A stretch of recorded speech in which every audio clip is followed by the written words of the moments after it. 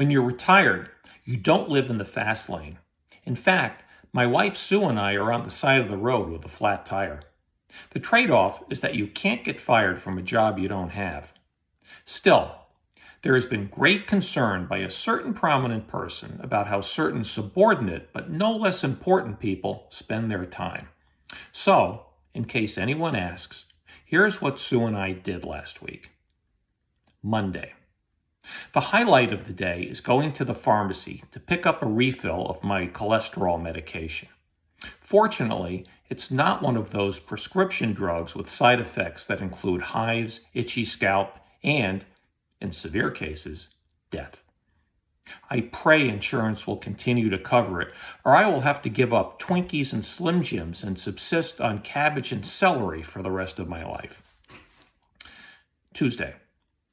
I'm up at 4:30 a.m. to drive to an area theater where Steven Spielberg is shooting a scene for his new movie. I hope to begin my Hollywood career as an extra in the film, but I can't get in because it's a closed set. Looks like I'll have to wait a while for my Oscar. I go to an office supply store to order business cards. They read, Jerry Zesma, humorist, author, public nuisance. A very nice staffer named Alexandra helps me design them on a computer screen. I make sure public is spelled correctly. In the evening, Sue and I watch a televised speech. Appearing on the screen is the aforementioned prominent person who is, for once, wearing a tie. He probably doesn't want to get fired for violating the dress code. Wednesday. I go back to the office supply store to pick up my business cards. Fortunately, there are no typos. Then I go to the gas station to put $15 of regular into my car, but the pump isn't working, so I have to use another one. The money doesn't go far. I hope gas prices don't go up. Thursday, I get a morning call from my son-in-law asking if I can watch my granddaughter, who is homesick from school.